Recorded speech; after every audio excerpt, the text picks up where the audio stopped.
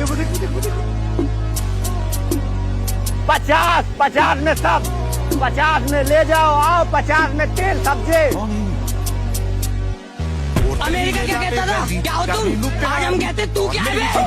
Alright, welcome to the series sale psychology episode number 9। इसे कहते हैं पर्पल काउ इफेक्ट। देखिए, जाने अनजाने में ये सब्जी वाला ना पर्पल काउ इफेक्ट का यूज कर रहा है अपने धंधे में। आखिर ये पर्पल काउ इफेक्ट होता क्या है, आइए जानते हैं। ये टर्म मार्केटिंग स्पेशलिस्ट सेठ गोडिन ने अपनी किताब में लिखी थी, पर्पल काउ इफेक्ट, जिसका मतलब होता है कि अगर मान लीजिए कि आप किसी रास्ते से जा रहे हैं या फिर किसी हाईवे से जा रहे हैं जहाँ पे बहुत सारी काउ आपको नजर आ रही है, तो सारे सफेद या काले गायों के बीच में एक अगर पर्पल काउ होगा, पर्पल गाय होगा, तो आपका नजर फटाक से उसकी तरफ जाएगा और वो पूरे रास्ते आप उसके बारे में बात करते रहेंगे कि पर्पल काउ तो मैंने आज तक नहीं देखा था, या फिर पर्पल काउ कैसे आ गया। और वो पर्पल काउ आपको जिंदगी भर के लिए याद रह जाएगा, आपके दिमाग में एक अलग इंप्रेशन और एक इम्पैक्ट क्रिएट कर देगा। जैसे कि मान लीजिए कि अगर मैंने आज कोई धंधा स्टार्ट किया या फिर बिजनेस स्टार्ट किया, तो 100 लोग पहले से उस मार्केट में होंगे। तो जैसे कि अगर उस वीडियो को ही देखें तो 100 लोग उस मंडी में ऑलरेडी सब्जी बेच रहे होंगे, उससे ज्यादा 1000 लोग बेच रहे होंगे, बट सब के सब एक जैसे ही लग रहे होंगे, कुछ भी अलग किसी में भी डिफरेंशिएटिंग फैक्टर नहीं होगा। तो इस बंदे ने 100 से 101वां होने के जगह पे इसने थोड़ा सा दिमाग लगाया और उन्हीं सब्जियों को मिला करके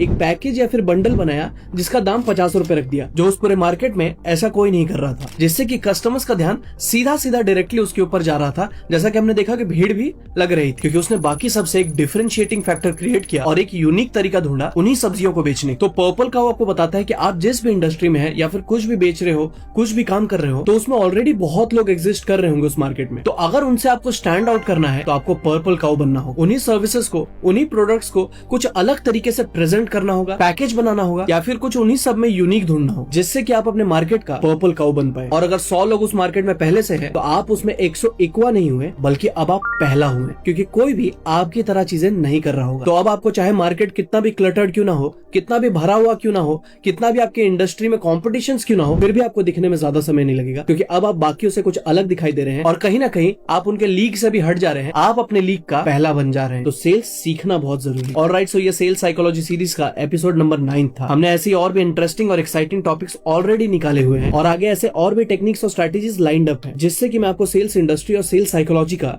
मास्टर बना दूंगा। बट उसके लिए आपको मुझे फॉलो करना पड़ेगा। और अगर आप सेल्स को डिटेल में सीखना चाहते हैं और अपने आप को सेल्समैन से सेल्स मास्टर में ट्रांसफॉर्म करना चाहते हैं, तो अभी हमने recently sales dominator kit launch किया है, जहां पे आपको कोल्ड कॉलिंग पिचेस, 100 से भी ज्यादा प्रोस्पेक्टिंग क्वेश्चंस, किसी भी प्रोडक्ट को पिच कैसे करें, क्या क्या मैजिकल वर्ड्स होते हैं सेल्स में, और एंड में क्लोजिंग टेक्निक्स क्या क्या है। सेल्स डोमिनेटर किट का लिंक बायो में दिया हुआ है, सो आई इंसिस्ट कि आप उसे जाने से पहले जरूर से जरूर चेकआउट करते हुए जाइएगा। You will surely thank me later.